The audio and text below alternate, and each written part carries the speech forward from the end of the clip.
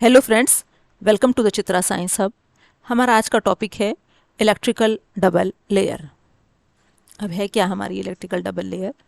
जो colloidal particles पे जो चार्ज होता है वो किस वजह से होता है कि आपका किस आयन की प्रेफरेंशियल एड्जॉर्प्शन हुई है उसकी सरफेस के ऊपर, या तो पॉजिटिव की हो या नेगेटिव की हो, उसके बेसिस पे ही क्या है आपकी कोलाइडल पार्टिकल चार्ज होते हैं। जैसे कि सपोज करो हमने एक फॉर्मेशन सिल्वर आयोडाइड की हमने जो है फॉर्मेशन हमने कंसिडर की, कैसे बनेगा? जो डबल डिकम्पोजिशन रिएक्शन से बनेगा, किसके बीच में? AgNO3 और NaI के बीच में।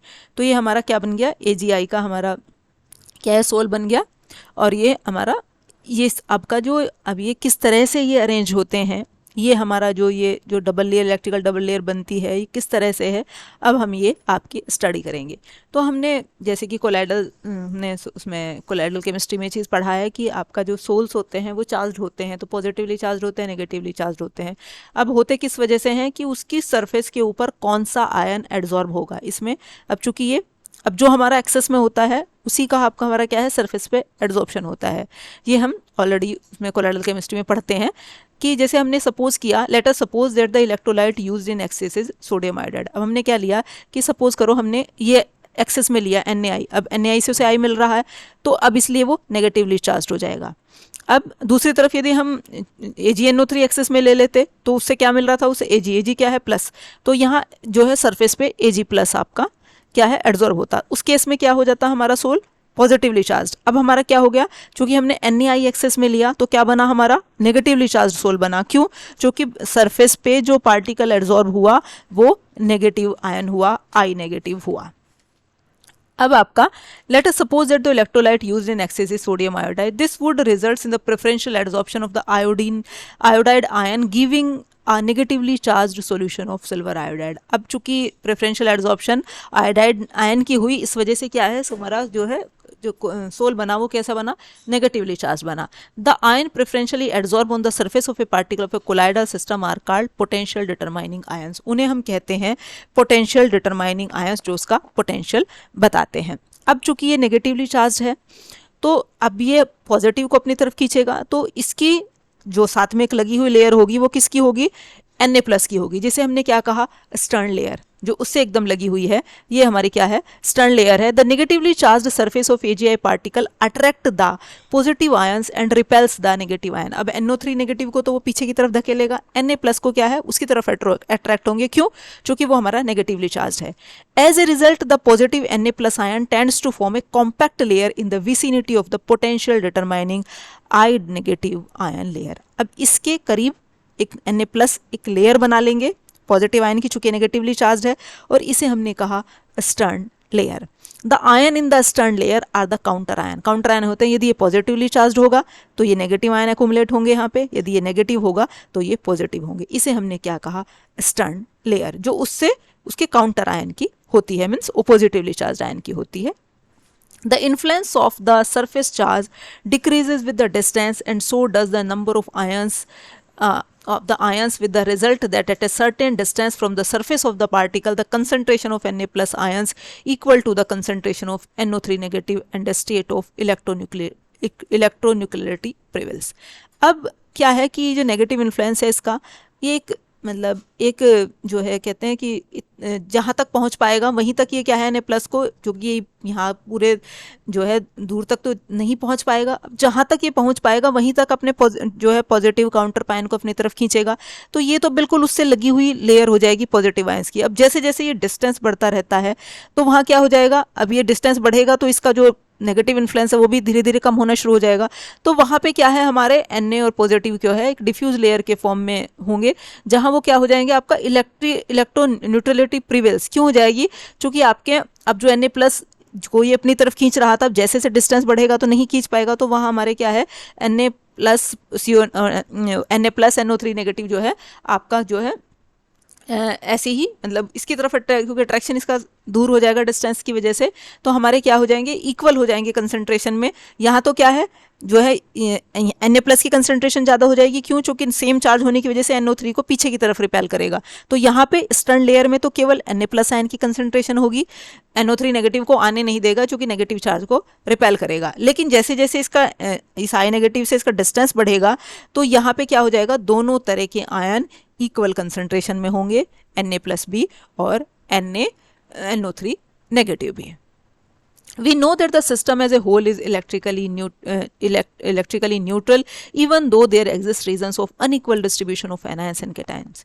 यदि मतलब अलग अलग चार्ज की मतलब अनइक्वल डिस्ट्रीब्यूशन होता है एनायंस और कैटायंस का। अनइक्वल डिस्ट्रीब्यूशन क्यों हो गया? क्योंकि यहाँ पे हमारे क्या हो गए, सारे एनायन एनायन हो गए, यहाँ कैटायन हो गई, यहाँ हमारे दोनों बराबर मात्रा में है। अब चूंकि एज अ होल हमारा क्या है, वो हमें वो इलेक्ट्रिकल न्यूट्रलिटी मेंटेन रखनी है।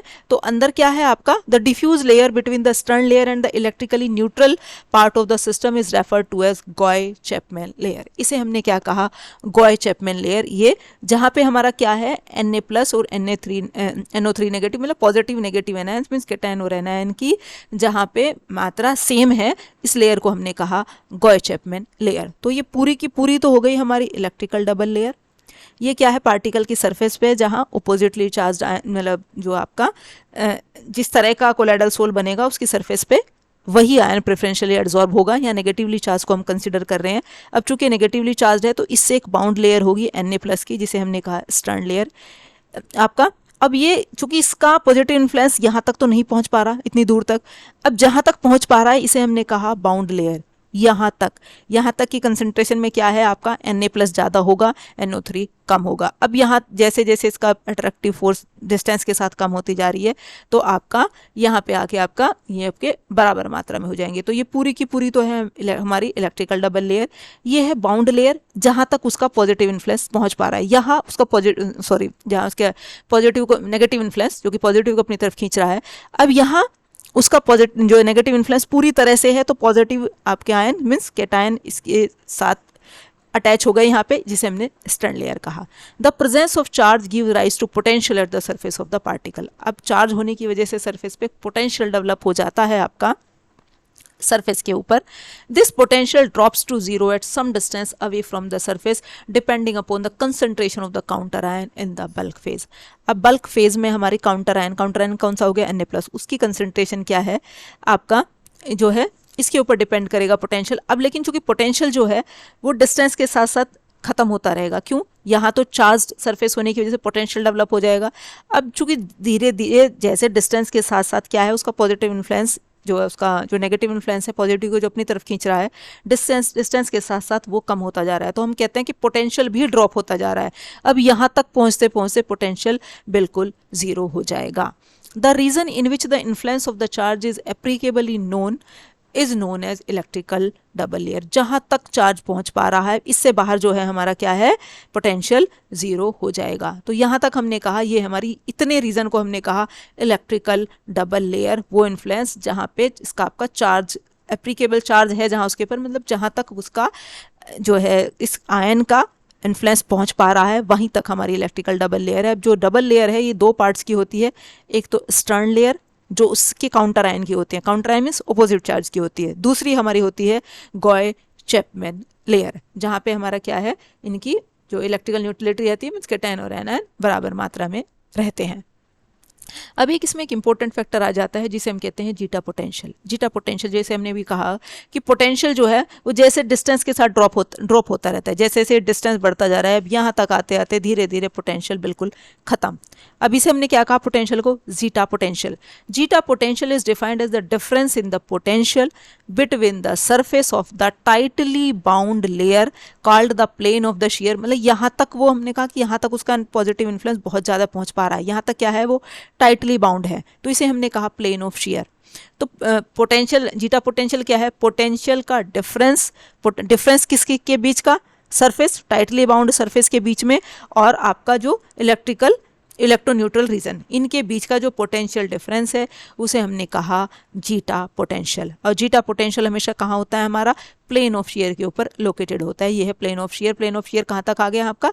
बाउंड लेयर तक। बाउंड लेयर तक मतलब जहाँ तक उसका जो है नेगेटिव इन्फ्लुएंस बहुत ज़्यादा पहुंच पा रहा है, ये तक, यहाँ तक हो गया plane of shear. Zeta potential is located the plane of the shear. It determines the stability of the colloidal system. Colloidal system कितना स्टेबल है, ये जीटा पोटेंशियल की वैल्यू के ऊपर डिपेंड करता है। तो ये था हमारा आज का टॉपिक। Thank you.